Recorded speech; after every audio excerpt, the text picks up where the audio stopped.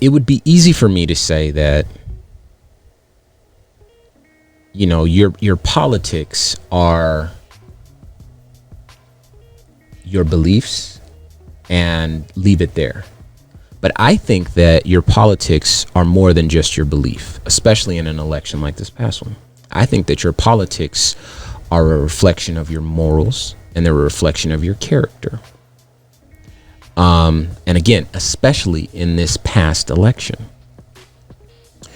And if our friendship is based on your morals and your character, then I don't have to be friends with you if I believe that your politics are a reflection of your morals and your character. Now, you can pretend to be whoever you want to be in front of me, or you might even genuinely think that you're my friend because I'm one of the good ones, or I'm one of the ones you can get along with, etc.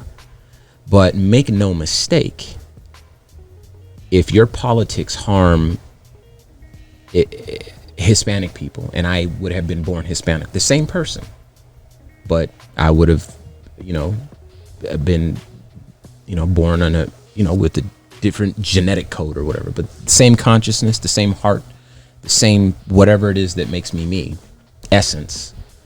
And you would cast a vote or champion an idea or whatever, however your politics are manifested in your social media, that would harm me if I look different or if I worship different or whatever.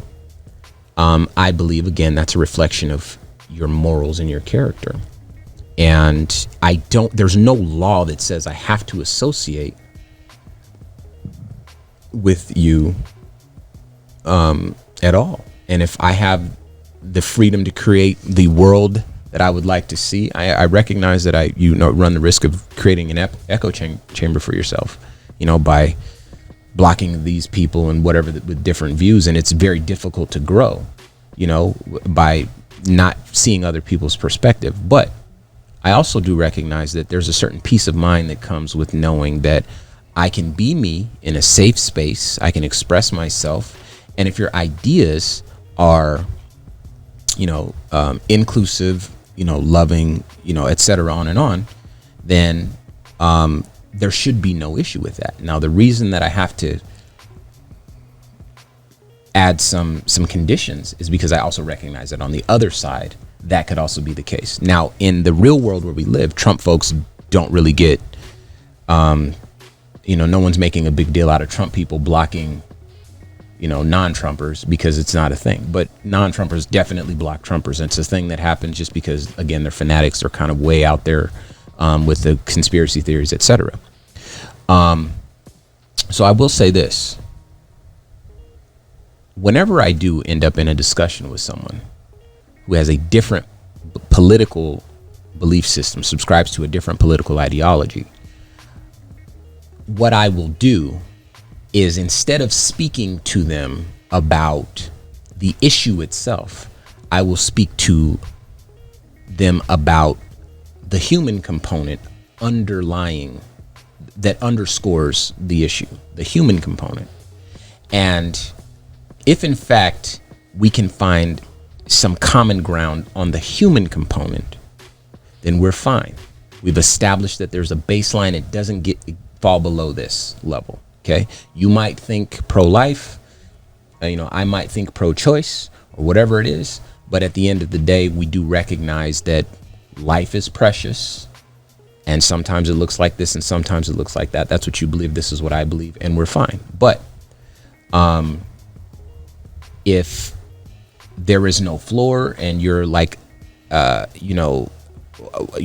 whatever, you're celebrating the fact that this hasn't happened, and so I don't want to freak anyone out, but you're celebrating the fact that, one of the Trump trucks ran into an abortion clinic, smashed up the glass, and you're reposting it and saying, yeah, this is MAGA country or something like that, then we have a different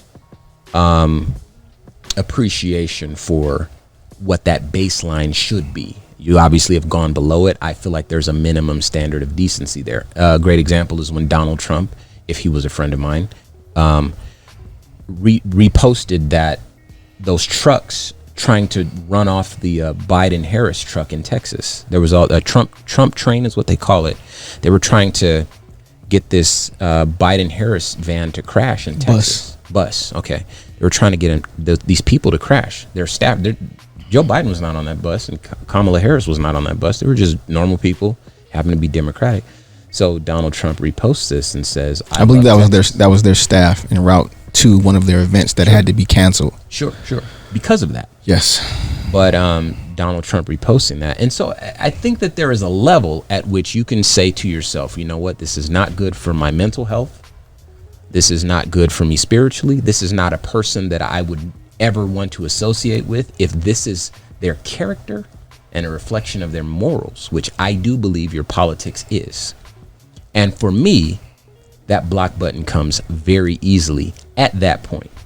I usually can be very patient with folks prior to that, but at that point, I think that if I'm able to create a world where I'm friends with the people that I like, I'm friends with good people that have similar values, people that, whatever, then, and if I have a mechanism to do it, i.e. the block button, then I think that is the way to go.